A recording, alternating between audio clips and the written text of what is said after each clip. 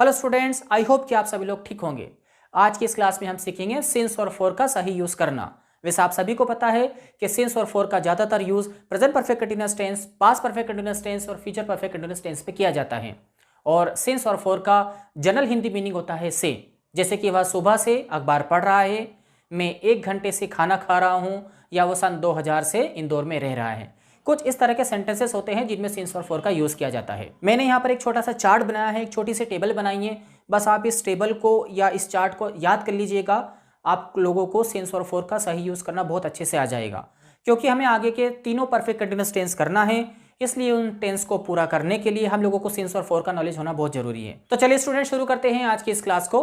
Class शुरू करने के पहले मैं आपको बता दूं कि अगर आप मेरे चैनल पर नए हैं या अभी तक मेरे चैनल को सब्सक्राइब नहीं किया है तो please do subscribe my channel, ताकि आप लोगों को आने वाले समय में इसी तरह की इंपॉर्टेंट और एजुकेशनल वीडियोस की नोटिफिकेशन आसानी से मिलती रहे।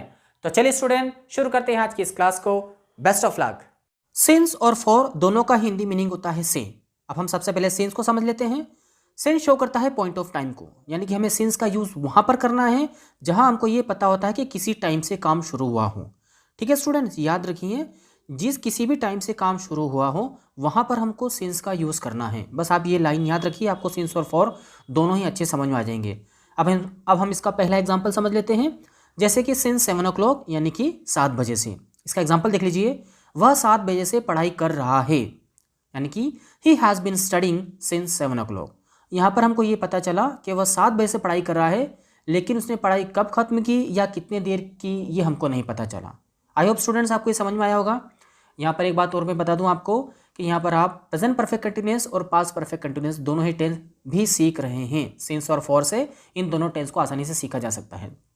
सेकंड देखिए एग्जाम्पल, सिंस 22 मार्च, यानी कि 22 मार्च से। इसका एग्जाम्पल देख लीजिए, वह 22 मार्च से अंग्रेजी सीख रही हैं। She has been learning English since 22 March. यहाँ पर भी हमको ये पता है कि वह 22 मार्च से अंग्रेजी सीख रही है, किसी एक पर्टिकुलर टाइम से। नेक्स्ट एग्जाम्पल देखिए स्टूडेंट, सिंस 2017, यानी कि 2017 से। इसका एग्जाम्पल भी समझ लेते हैं हम। मैं 2017 से कपड़े बेच रहा हूँ। I have been selling clothes since 2017। एक और एग्जाम्पल, वह सुबह से अखबार पढ़ रहा था। He had been reading newspaper since morning. ये पास्ट परफेक्ट कंटिन्यूअस टेंस का सेंटेंस है। अगला एग्जाम्पल देख लेते हैं स्टूडेंट्स हम, सिंस यस्टरडे, यानी कि कल से। इसका सेंटेंस आप खुद बनाने की कोशिश कीजिएगा। मैं एक और आपको पढ़ा रहा हूँ आगे, सिंस मंडे, यानी कि सोमवार से। अब इसका एक एग्जाम्पल समझ लेते हैं हम। कबीर सोमवार से कोचिंग जा रहा था। Kabir had been going to coaching since Monday. यहाँ पर भी हमको ये पता चल रहा है कि मंडे से कबीर ने काम शुरू किया है, लेकिन उसने कितने दिन किया या कितनी देर किया ये हमको नहीं पता चला। आगे बढ़ते हैं, अगला एग्जाम्पल देख लेते हैं। सिंस बर्थ, जैसे कि जन्म से, ऐसा भी हम बोल सकते हैं। इसका एक एग्जाम्पल समझते हैं। वह जन्म से इंदौर में रह रहा था। इसको कैसे कहेंगे इंग्लिश में? He had been living in Indore since birth या since his birth. I hope students आपको सिंस का एग्जाम्पल्स समझ में आए होंगे। अब हम फोर को समझ लेते हैं।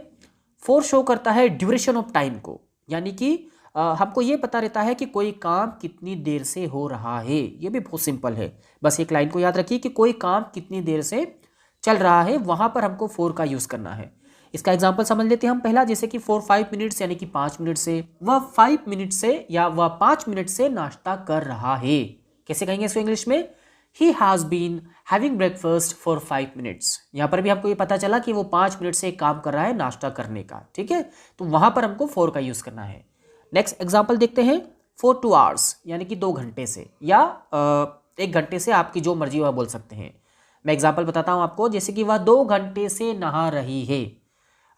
वह 2 घंटे से नहा रही है, इसको कैसे कहेंगे हम? She has been having bath या taking bath for 2 hours। ठीक है, हमको ये पता चला कि कोई काम हो रहा है, वो 2 घंटे से या 1 घंटे से हो रहा है।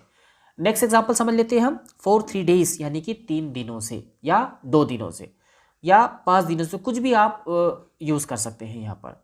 ठीक है, तो एक एग्जाम्पल समझ लेते हैं, जैसे कि वे 2 दिनों से इंतजार कर रहे हैं, तो इसको कैसे कहेंगे हम? They have been waiting for 2 days।